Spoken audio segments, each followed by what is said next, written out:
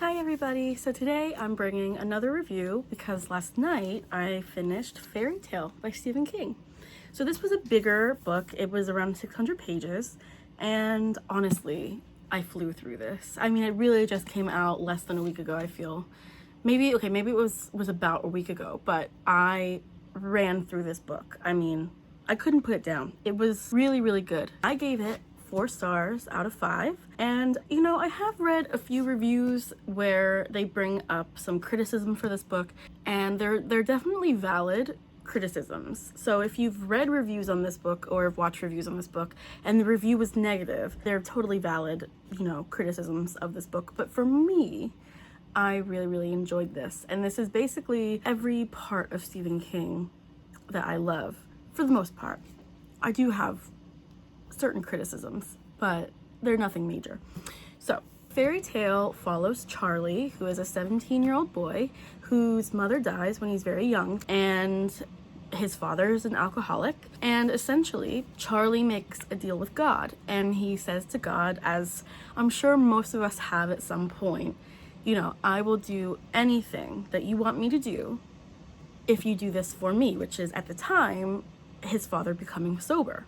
Charlie lives his life feeling in debt to God because his father subsequently does become sober, and he carries with him his entire life, up until we meet him in the story, this duty that he has to fulfill. He has some kind of purpose, and he feels like one day it's just going to show up and he's going to have to fulfill his end of the deal that he made with God. So in the beginning of the story, we are thrown into Charlie's life at 17 years old. His father has now been sober for years, and one day he happens upon a neighbor who is feared by all the kids in the neighborhood, and he's known as like this crotchety old man, grumpy, hates children, all this stuff.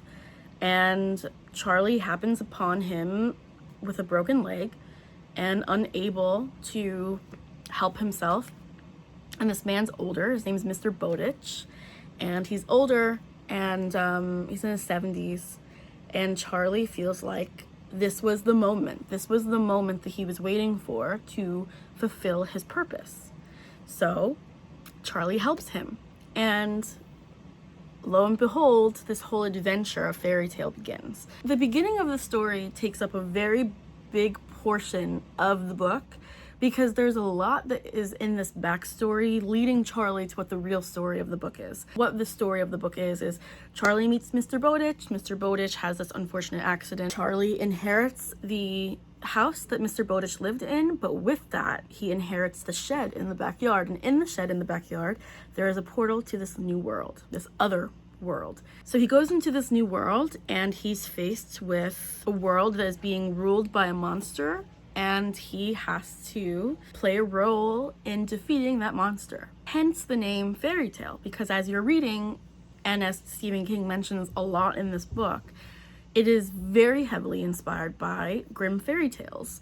Rumpelstiltskin, Red Riding Hood, you know, these kind of stories that we grow up with. So essentially, Stephen King wrote his own fairy tale, and he created this amazing world with all of these creatures, but there's also humans, and it's really, really good. I really enjoyed the story. I will say I enjoyed the beginning more than I enjoyed the end of the story. That's one of the reasons why I gave it 4 stars instead of 5. The beginning of the book, I would say like the first 250 pages, I really, really loved it.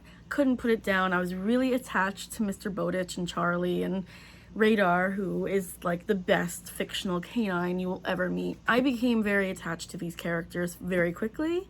But as the story transitions into this fantasy world, I still really enjoyed it. The world is called Empis. There were things that I wish were different, though. I definitely wish that instead of 600 pages, this book was longer.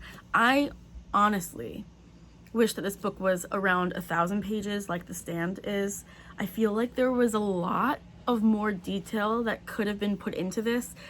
Charlie could have spent a lot more time in individual places within Empis.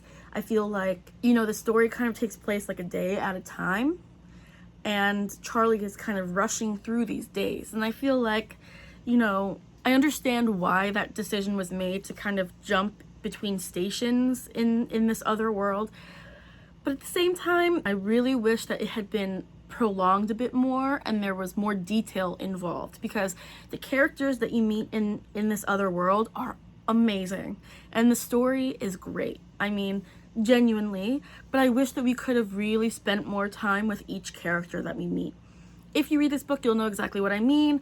In Empis, you know, Mr. Bowditch had met certain people, so they know who Mr. Bowditch is. So as Charlie goes, you know, he's learning about these people's relationships with Mr. Bowditch, but also their lives and their lifestyle and how they're surviving in this world that is basically being dismantled by these monsters that are in control. So I really wish we could have spent more time with these characters, because I think that they were really the heart of the story. They really brought this story to life. You know, Stephen King, one of his best talents is characterization, and he did that in this book. But like I said, I would have enjoyed more of the minutia, you know.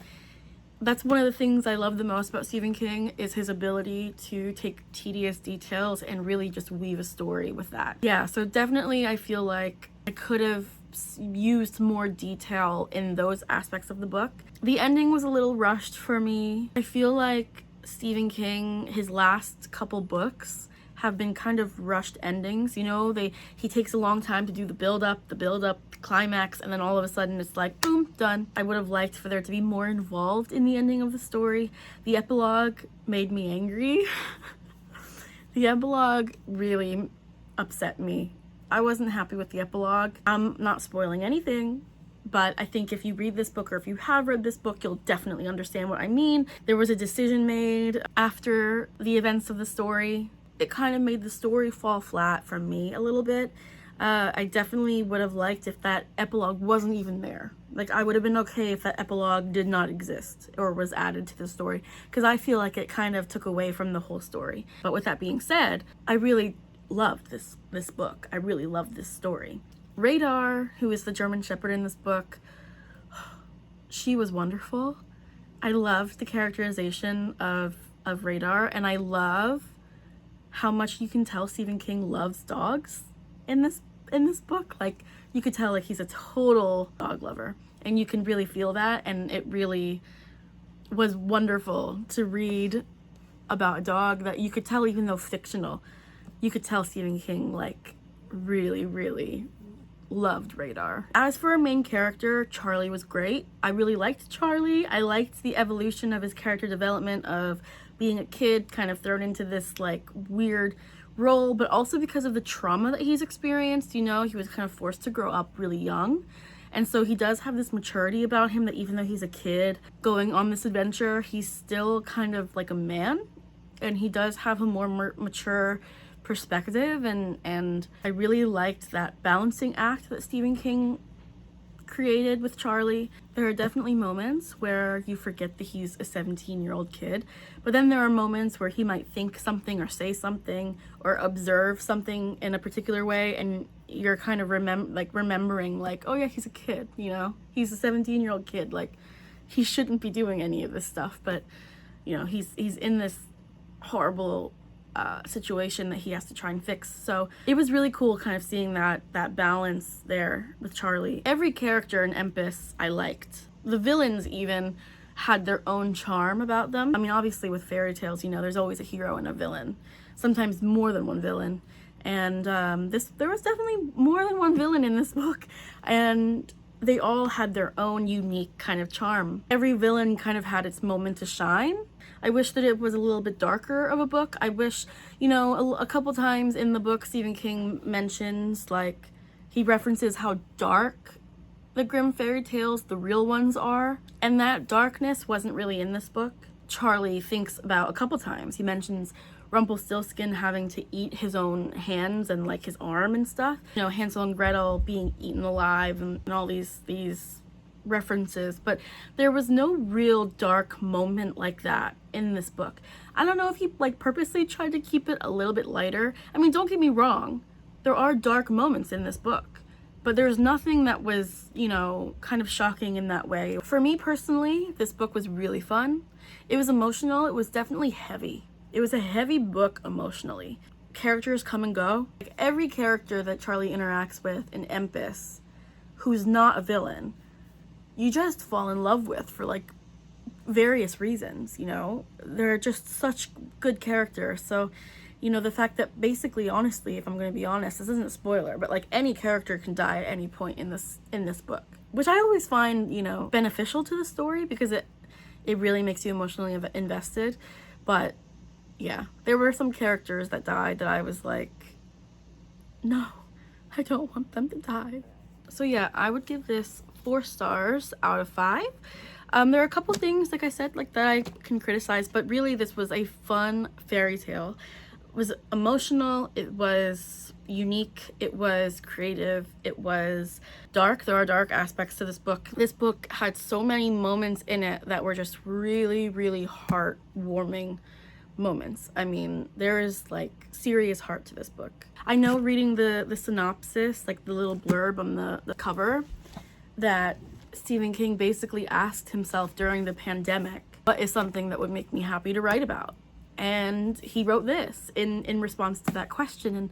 And I can say that this book made me really happy. I mean, even though there are heart-wrenching moments in this book, you know, devastating moments in this book, and there is an overall theme of darkness, even with all of that, this story had such love in it. And that's something that I think Stephen King really focused on, was this undercurrent of love and unconditional love, not only for the people in your life, but people who show up in your journey, whether you'll only meet them once or, you know, they stay with you for the rest of your life, or, you know, just having that unconditional love for your fellow man, like your fellow humans. There was a huge undercurrent of that, and I think that in the pandemic, you know, we kind of saw the opposite of that. So for this to have been, you know, his like child of the pandemic, I think shows how much of that lacked in our society in the last couple years. Such a good story. Definitely a fairy tale. You could just see how influenced Stephen King was, you know, by these fairy tales that we feed children growing up. So yeah, I really, really, really, really loved Fairy Tale. I'm not sure yet what I'm gonna read next. I have a huge to-be read list, so if you're interested, you can follow along on Goodreads. I do all of my updates on Goodreads. I'm kind of addicted to updating on Goodreads. So you'll see everything that I'm reading, and you'll see the rest of the books that I've read this year. This became my 44th book of the year that I completed, so I'm definitely getting up there, and I'll definitely bring reviews of books that I finished earlier in the year that I've probably already written reviews for, but I'll bring them to you here in case you don't have Goodreads or you don't, you know, have an Instagram. You can read my reviews there. Let me know, are you picking this up? Have you read it? I've seen a lot of people have already read it and have reviewed it. I've seen a ton of people say that this is one of his best books of the last couple years. I've seen a lot of people say it's his worst book of the last couple years. So thank you guys for watching. Let me know in the comments what you thought of this book or of this review if you're gonna pick this book up, and I will see you guys in the next video.